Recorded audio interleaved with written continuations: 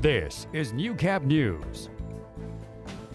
Well, to other news now, it's been over a month since the Alberta government's carbon levy came into effect in the province. The NDP hoping the levy generates $9.6 billion over the next 5 years to go towards renewable energy and clean infrastructure.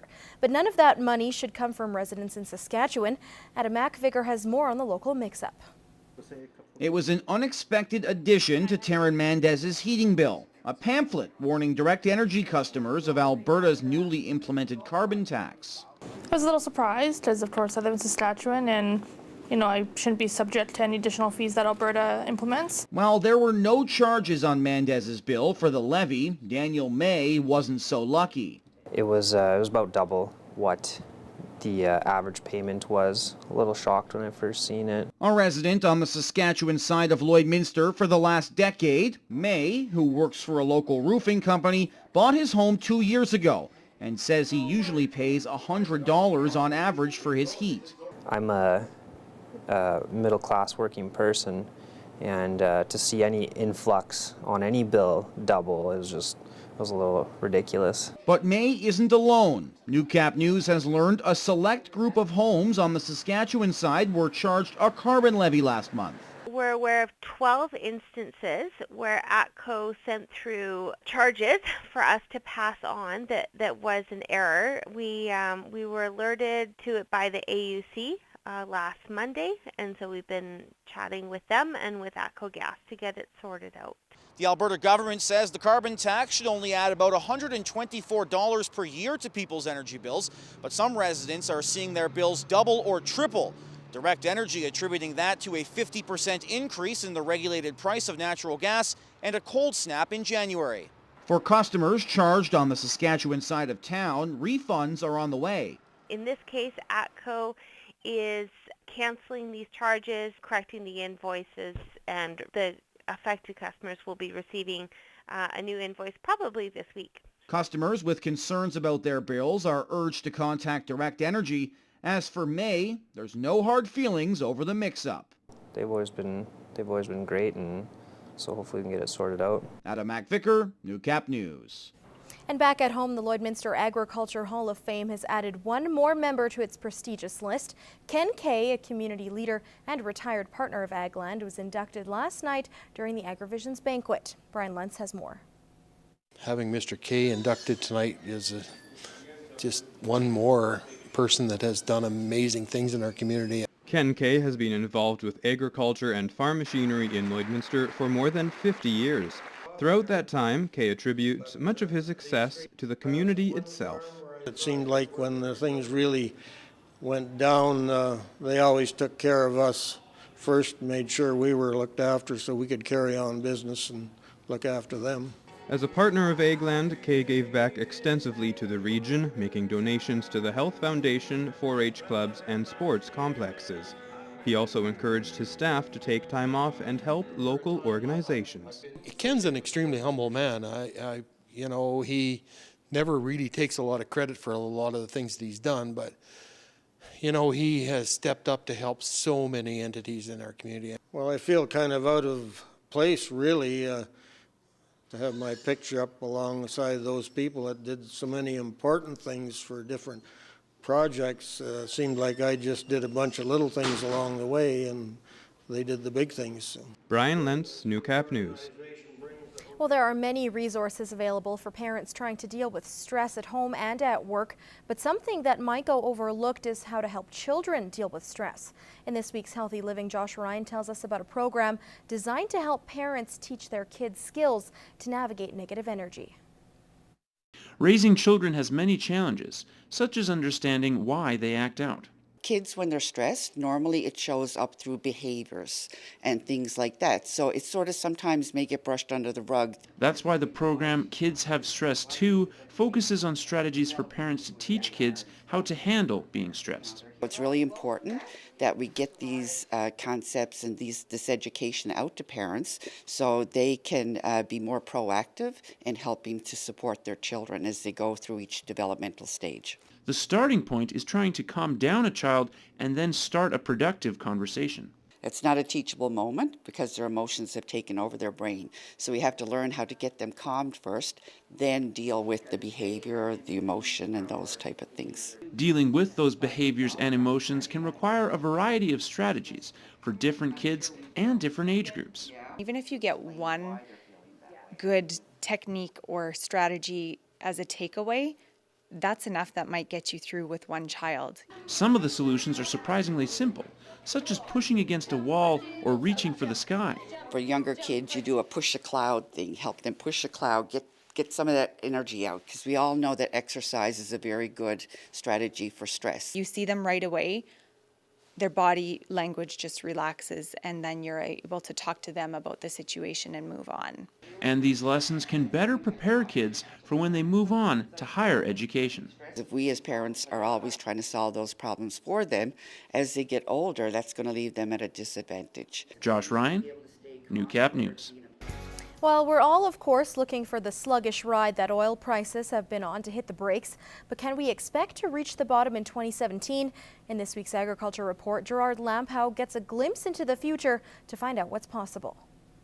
But 2017 we do expect to be the turnaround year where we do see some modest growth return. The annual showcase AgriVisions is on again at the Lloydx grounds. The Lloydminster Exhibition Association has attracted a wealth of talent to speak to the hot-button economic questions that's on everyone's minds. Chief economist with ATB Todd Hirsch had a captive audience. The very biggest factor, there's no question, is oil prices. They're about double from where they were a year ago.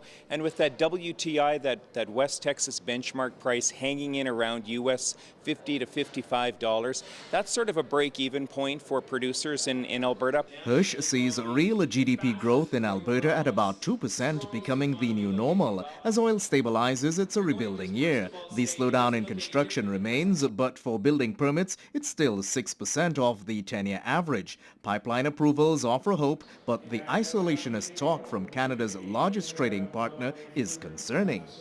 Donald Trump hasn't been particularly clear on a lot of policies.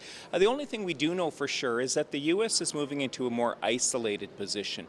In other words, they are going to be looking at some tariff barriers. Whatever tweaking NAFTA means, some 35 states in the U.S. trade with Canada, so the effect of tariffs will be two-way. Hirsch points to wine and dairy that could be impacted and says agriculture is not for the faint of heart. There's good years, there's bad years, there's in-between years, but it's the resilience and always keeping their costs under control, always keeping their efficiency gains growing. That's one thing actually I think the energy sector could learn from our agricultural producers. Hirsch adds agri-food and processing has just overtaken refined petroleum products, and he points to the value-added benefit to the economy.